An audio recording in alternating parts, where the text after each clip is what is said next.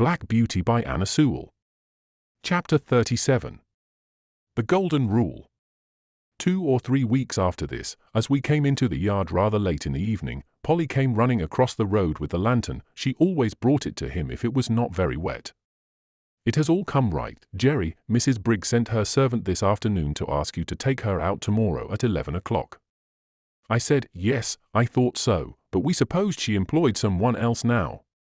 Well, said he, the real fact is, Master was put out because Mr. Barker refused to come on Sundays, and he has been trying other cabs, but there's something wrong with them all. Some drive too fast, and some too slow, and the mistress says there is not one of them so nice and clean as yours, and nothing will suit her but Mr. Barker's cab again." Polly was almost out of breath, and Jerry broke out into a merry laugh. "'Twill all come right some day or night. You were right, my dear, you generally are. Run in and get the supper, and I'll have Jack's harness off and make him snug and happy in no time." After this Mrs. Briggs wanted Jerry's cab quite as often as before, never, however, on a Sunday, but there came a day when we had Sunday work, and this was how it happened.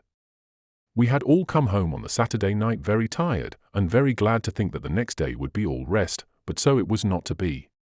On Sunday morning Jerry was cleaning me in the yard, when Polly stepped up to him, looking very full of something. "What is it?" said Jerry. "Well, my dear," she said, "poor Dinah Brown has just had a letter brought to say that her mother is dangerously ill, and that she must go directly if she wishes to see her alive. The place is more than 10 miles away from here, out in the country, and she says if she takes the train she should still have 4 miles to walk, and so weak as she is, and the baby only 4 weeks old, of course that would be impossible, and she wants to know if you would take her in your cab, and she promises to pay you faithfully, as she can get the money." "Tut, tut! We'll see about that.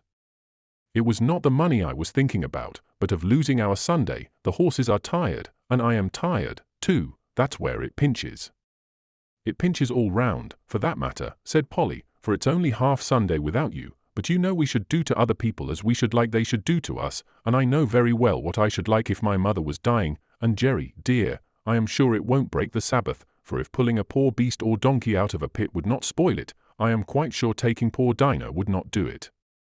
Why, Polly, you are as good as the minister, and so, as I've had my Sunday morning sermon early today, you may go and tell Dinah that I'll be ready for her as the clock strikes 10, but stop, just step round to Butcher Braden's with my compliments, and ask him if he would lend me his light trap. I know he never uses it on the Sunday, and it would make a wonderful difference to the horse."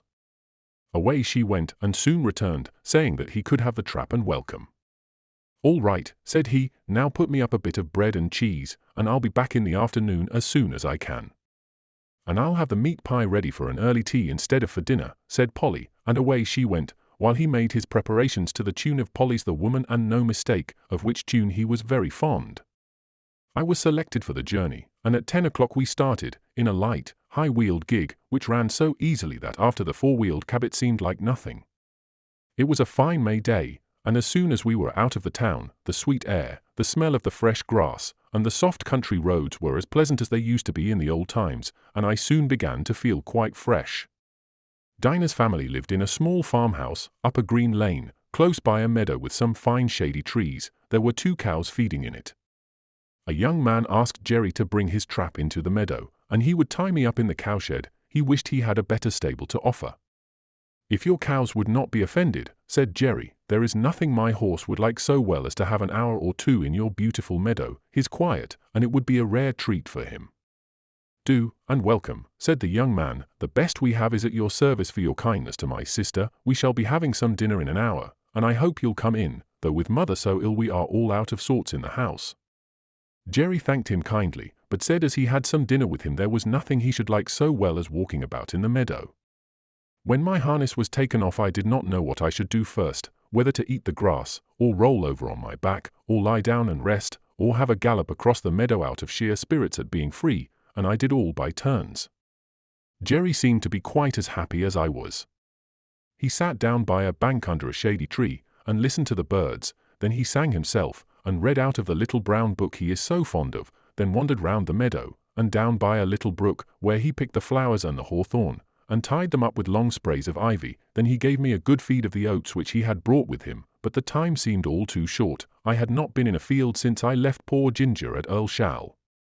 We came home gently, and Jerry's first words were, as we came into the yard, "Well, Polly, I have not lost my Sunday after all," for the birds were singing hymns in every bush, and I joined in the service, and as for Jack, he was like a young colt.